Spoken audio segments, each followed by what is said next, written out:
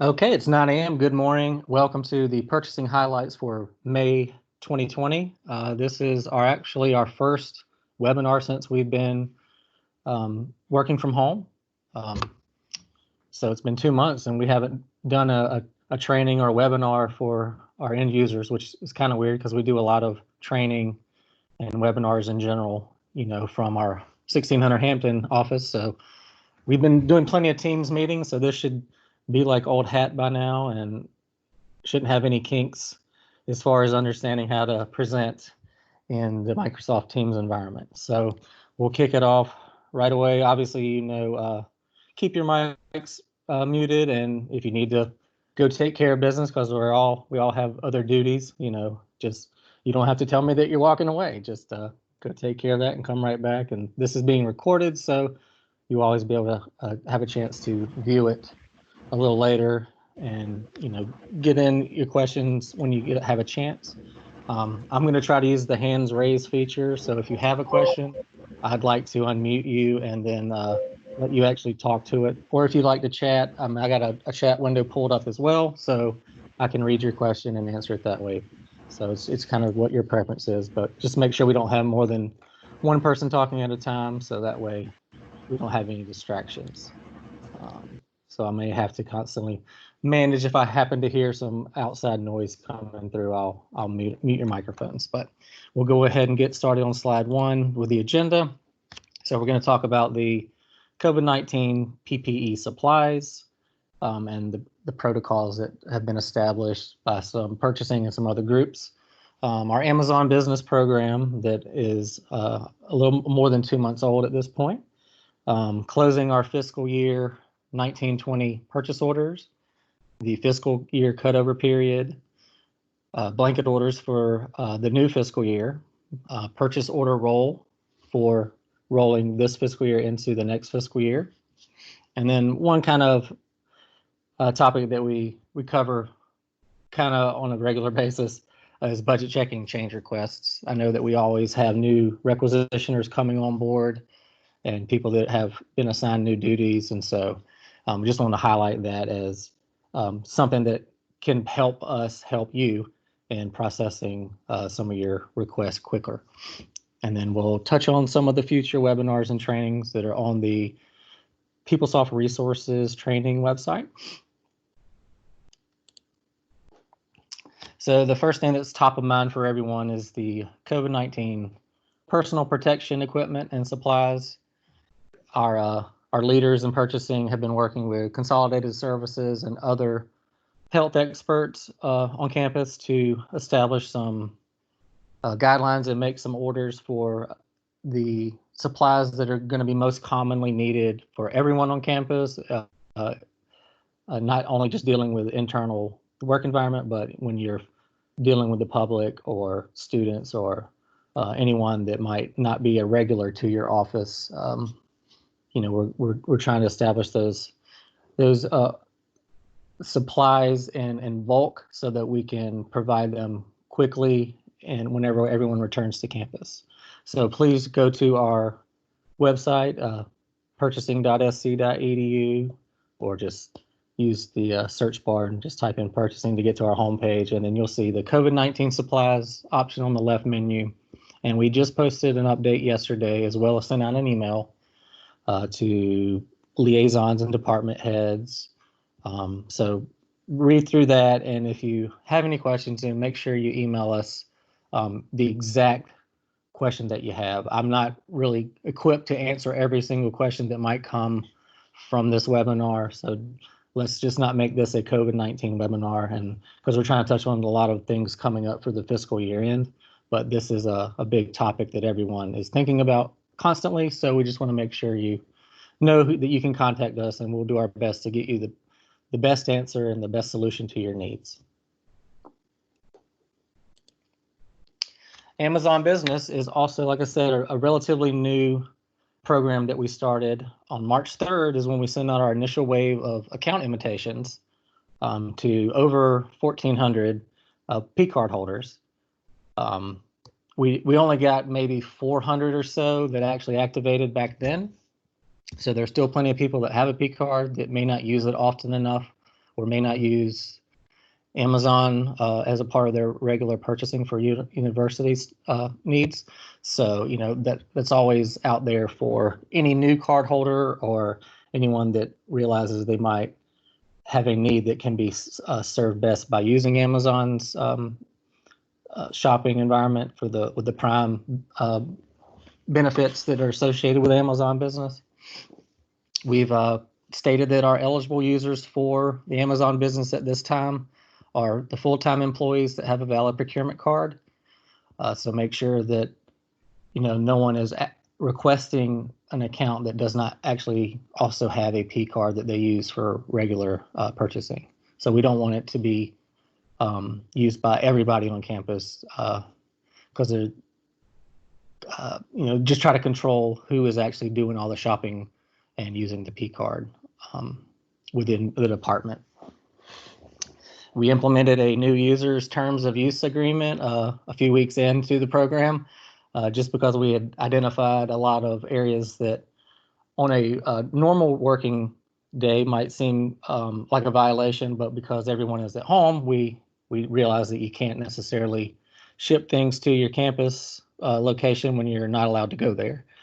So we didn't want to complicate matters by restricting deliveries to all be required to go to campus or the post office on campus. So we did build that into our terms, but part of the main objective was to make sure that we are using our university emails and our university P cards, and those are the only two requirements that are for Amazon Business. If you do have a personal account, you can use your personal account with a personal card and request a reimbursement just as we've always done.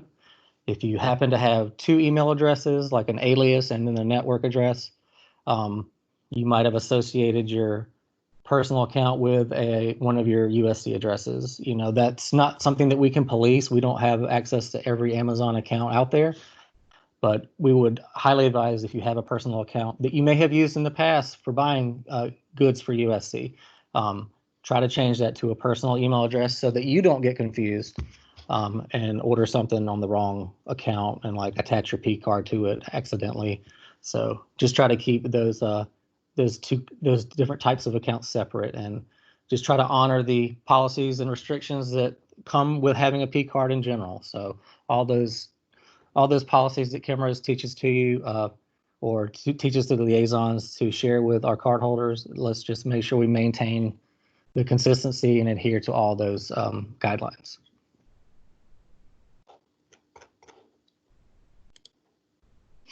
And we do have the Amazon section on our purchasing toolbox. So I've added the terms of use form and then a little document that helps if you don't have a printer and a scanner where you're located at home. You can sign these documents electronically, and that's not a problem right now. Obviously, more and more things will be going to electronic signatures in general, not just necessarily because of not being able to work from the office. And then there's a couple other documents that were created by Amazon that accompany, the requests for new accounts that I send to people whenever they need to activate their Amazon Business account.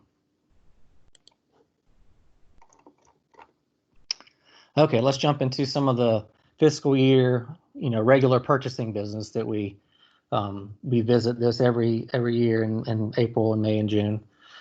So as you've been doing, we've seen a lot of these come through in the last year. Just send your closure requests for any PO to purchasing at sc.edu, and we'll triage those and make sure that they get closed in a timely manner. If your PO is fully matched and has a zero encumbrance, it will automatically be closed at some point. So we run a regular reconciliation on POs that are fully matched. That means the PO, the voucher, and the receipt, if it's required, have all been matched together, and it has liquidated your encumbrance. You don't really need to request that we close those because those are going to be closed anyway.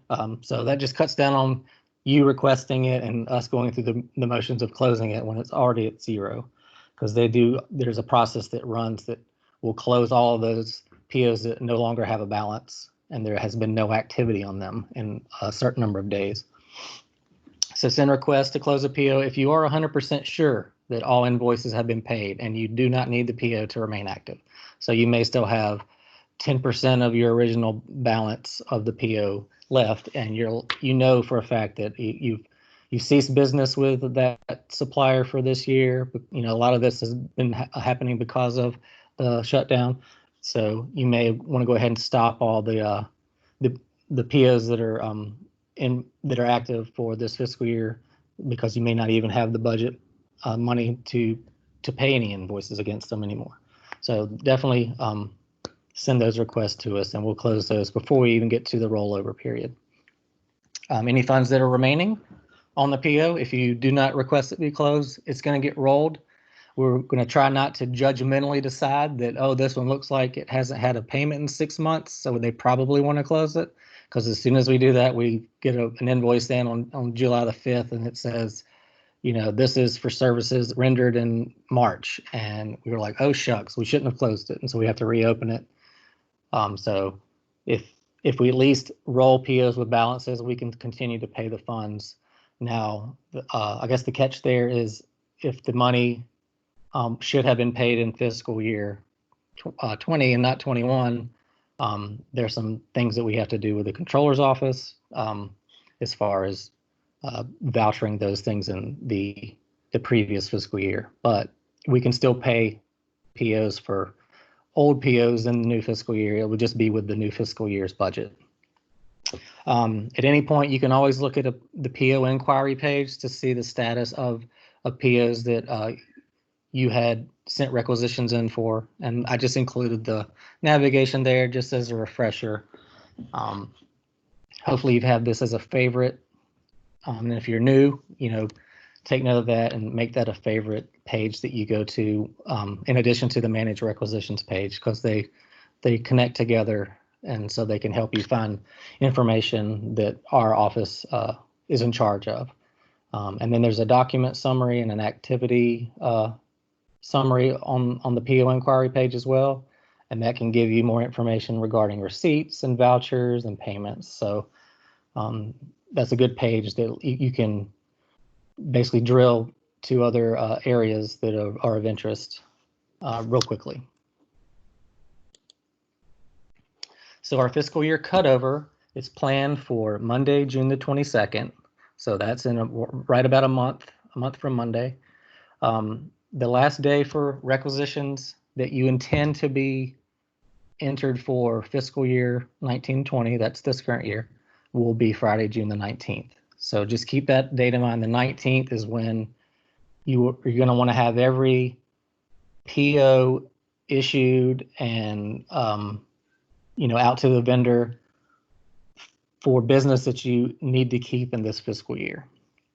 And hopefully you're not putting POs in place on June 19th that you want to have a December date. But if it does, I'm sorry, a December like service fulfillment date. But if that is the case, obviously when those POs roll, you're going to be paying with the fiscal year 2021 funds.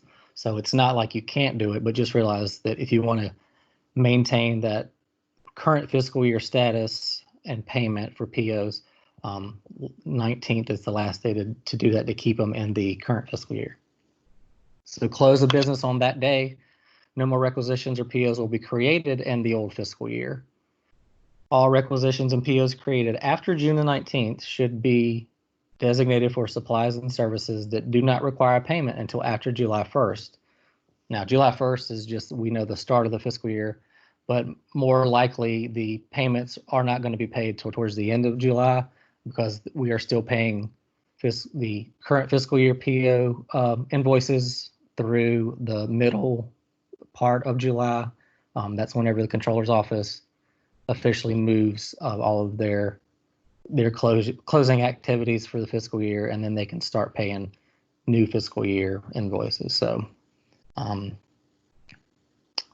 just keep those dates in mind. So the 22nd is when you should plan, unless you want to work on Sunday. June 22nd is when you should plan for your fiscal year 2021 requisitions and POs to be entered into the system.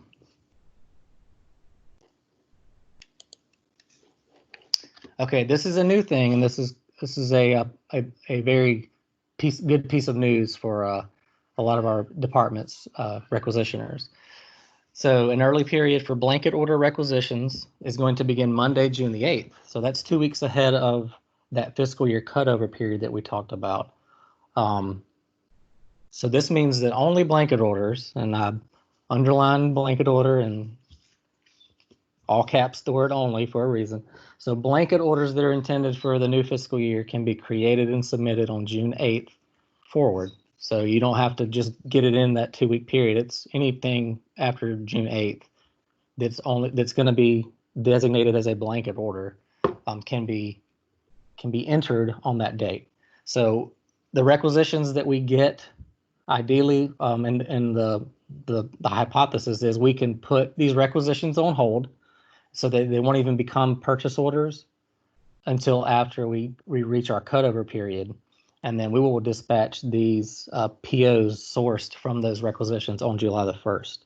So it is imperative that a requisition intended to be a fiscal year 21 blanket order must have an explicit description and comments identifying the requisition as a fiscal year 2021 blanket order. The purchasing staff will be required to stage these requisitions separately from all other fiscal year 1920 requisitions so that they do not get released in or encumber funds in fiscal year 1920. So we're going to have our hands full to a certain extent of looking at the requisitions as they are made available on our staging work list, and we can hopefully look at the ones that are intended to be blankets for the next fiscal year, put them on hold, and then the other ones that are normal business, we can process through in the current fiscal year. Matt, yes. This is Lana. Hi, hey, Lana. You're off today. I'm not here, but there is a couple of notes in the chat if you want to check those out. Okay. Well, the notes say that that I'm not visible, and I don't know if it's anyone else having a problem with me breaking up. I did a mic check at 9:55, so I don't know.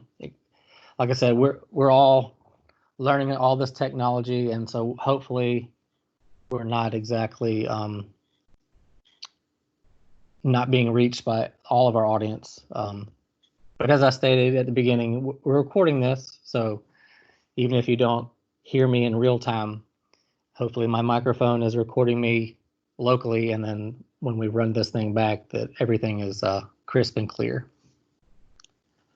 So we'll move on. If you do have like a question related to like blankets or anything, feel free to let me know. So where was I? So blanket order. So yes, remember please that the blanket order requisitions for the new fiscal year, you do your best to identify them so that our staff, it's obvious that we don't process that in this fiscal year. What happens is we have to change the accounting dates on those fiscal year 21 blanket orders to July the 1st, whereas all the other requisitions will just maintain their existing date. So that's part of the process, is we're going to put them on hold and then stage them with a new accounting and budget date. So it's a manual process, but right now that is our best solution to allow this early entry period, because we want to help our departments get a lot of this work done as early as they can without making them wait for that last dash down at the end of the month of June.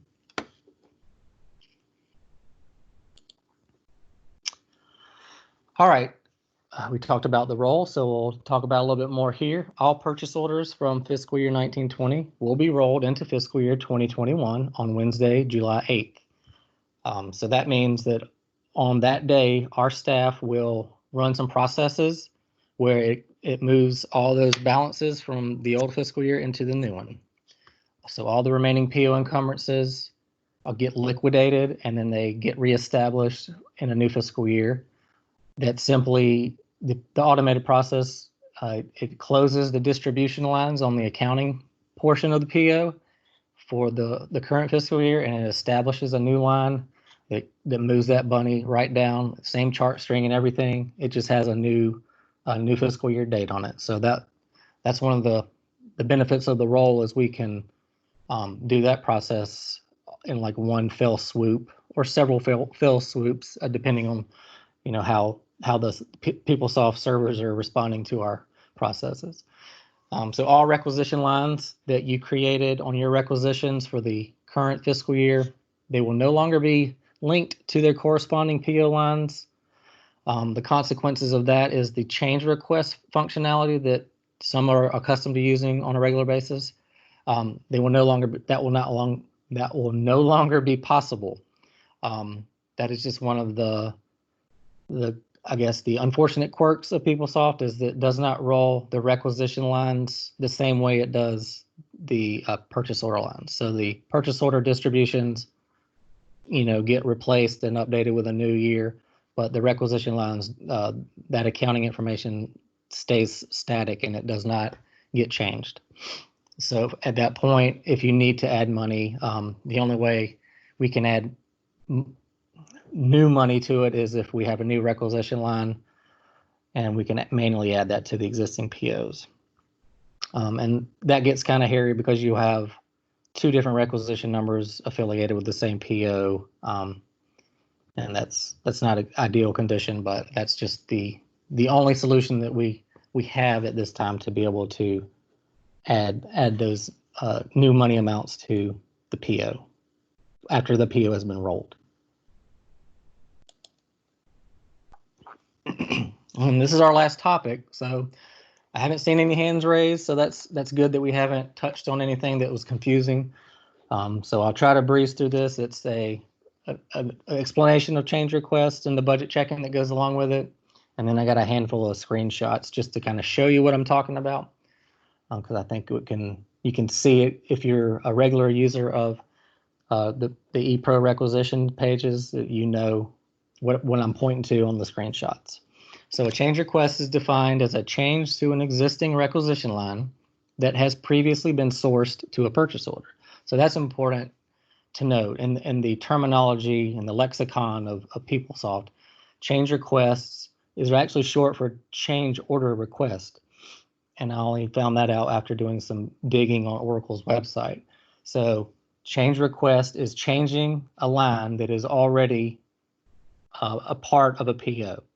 So a new line that you add to an existing requisition isn't technically, by the terminology, a change request because it does not have the same sequence of processing that a change request does. So let's stick to change requests as they exist now. A change request requires a requisitioner to budget check the edited requisition line just as it would be required of a new requisition. So just the way you have to budget check all the time, all your documents, this requires that as well. So to ensure that a change requisition is routed to the buyer's work list for the associated purchase order, the rec needs to be budget checked after it is submitted for approval. And failure to budget check a change request can delay the processing of the change order. So in layman's terms, what happens is when you budget check a change request, it's updating the pre-encumbrance amount that you see visible on your requisition. And there's also another record that only applies to the change request. So it's a dedicated record, a table that keeps data for existing lines that are on POs that have had increases to them. And so that's the part that triggers to the workflow in our purchasing module that there's a new change to an existing PO. And so that's what's happening is these things aren't getting changed and we're having to manually go in and budget check these requisitions so that the change request itself actually does process through and it notifies the buyer that they have a change that is pending their approval. So the next few slides are the screenshots. So here's the page on Manage Requisitions where you would pull up your requisition, click Edit, click Go. You should be familiar with that. Kristen, I hope you're not offended that I used yours. It's just a very recent one. Then we have the checkout page after you go back into the rec and you see that this is a line item that has a quantity of 1 and it's amount only. So we see those all the time.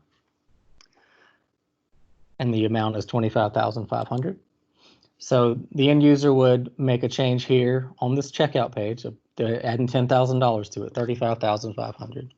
Now, as soon as you make that change, you still see that your total says 25,500 and your pre-encumbrance says 0, because what hasn't happened is there hasn't been a calculation on the page yet, because all you've done is simply change a field that is open, and you haven't processed anything for PeopleSoft to be told to recalculate what the edits that I just made on this page. And when you look at the bottom of your checkout page, the check budget link is not active, and the budget checking status says valid, and that's because it thinks, or it does not know that something has been changed yet, so it's not giving you the option to check the budget here, and it thinks that everything is valid. But as soon as we click save and submit, this is what your confirmation page is going to look like. I just took a little clip out of the confirmation page, and it shows that the total amount, it has actually now calculated that extra $10,000, but the pre-encumbrance did not update, because the pre-encumbrance is associated to checking the budget. So your link down on the bottom left of the little screen snippet is active, and you can click that. And after you click it, you see on the right side, this is what the confirmation page now shows. The pre-encumbrance has been established, and your check budget link is not active. So that small little thing it's kind of inconspicuous when you go to your confirmation page, because it lists all the approval workflow. It's kind of up there, tucked in to the top right of the page, and it's just one of those things that can fly under the radar. And if you just were to simply go to another page after you originally submitted it, then your change request budget would not have been valid, and then it would not, even if your requisition gets approved again, it does not get staged in the buyer's work list for them to process a change. So this is where the pain point is coming in, and ideally Oracle would implement a fix for that, but we may request that at some point. All right, so then another way to check your budget is if you return to your manage requisitions page, you can see that my request state is in pending because I just submitted it, but my budget is not checked. And then so I can click the check budget option on the action menu, as you can do at any time for any requisition that doesn't have a valid budget. And then I didn't show the remaining lifespan on the lower part of the screenshot, but you do see that it validated the budget. And if I had expanded the lifespan, it would show 10,000 in the pre-encumbrance. So let's return back to the checkout page, and there's another way that you can implement a change request. If you know that you click on the item's description, it will actually take you back into the details page. So that's helpful if you need to change something that's not just the price. So if you needed to change the description or the quantity or the unit of measure or the due date or any other things that are editable, you could make that change here. And then at the bottom, you can click the apply button, and then it'll take you to the checkout page again. And it still has calculated now the 35,500 on the checkout page, but the pre-encumbrance has not been updated because we haven't checked the budget. So if you have taken this route to make your price change, instead of just staying on this page and changing it in that open field, it has now calculated something new. And so now the check budget link is active and the status says not checked. So then as soon as you click check budget, it kind of couples the check budget and the submission button together, and you'll see this action will restart the approval process. That's kind of another quirk, like when you click the check budget, it's also going to save and submit it all in one motion. And then if you were to go that route, then you would see as soon as you get to the approval confirmation or the confirmation page that includes the approval workflow, then your new total is 35,000 and the pre-encumbered amount now shows 10,000. And your check budget link is inactive because it knows that the budget has already been checked. And that's all for checking the budget on the change requests. And our last slide is about the future webinars and training that are provided on the PeopleSoft resources training page. These are the 4 that I screenshot yesterday that are listed as online webinars. There were some other items on there that had physical locations, so I don't want to assume that that's accurate because I don't know when we're going to be returning to campus, and so I didn't want to advertise those. But we do have a couple of fiscal year end webinars. Correct me if I'm wrong, if anyone knows. I think those are the controller's office that are hosting those, so they can talk about dates related to when their closure processes are going to occur. And that obviously has to do with other things besides purchasing, like payroll and I would assume like annual leave and things of that nature. So make sure you join one of those two items in the next coming couple of weeks. And then we're doing a requisitioner training on June the 2nd. That's a Tuesday morning, and I'll be hosting that in Teams again. 3 hours is what we list. We don't know how long it'll take because we haven't ever done it this way. Because typically we have the 6 or 8 in-person users, and they each have a laptop, and we go through the exercises. And so, you know, we don't have a cap on the number of people that can join the online version of that training. So we'll devise a good way that everyone can get a chance to test out creating a requisition and creating a receipt. And it might be some on your own type stuff, or we'll address them in the training itself, you know, because I don't think everyone can share their screen at the same time. So, you know, we'll try to figure out how to best accommodate training new users. It's going to be a completely different environment for us trying to teach that in-person course over Teams. So didn't see any hands raised, and if you did and you put them down, then maybe I answered your question. I appreciate everyone's time, and look forward to getting back on campus so we can see some of you people in person. But if you have any questions, my email address is mac.styles@sc.edu. If you have anything you need to ask me about Amazon, or you know, some of the PeopleSoft issues that you might encounter on a daily basis, or if anything related to this presentation, please feel free to email me. If it's a general overarching purchasing question or something related to solicitations or PPE supplies, make sure you email purchasing@sc.edu, and we will definitely respond as quickly with the best sound answers we can. So everyone have a great day, and I will see you in the future.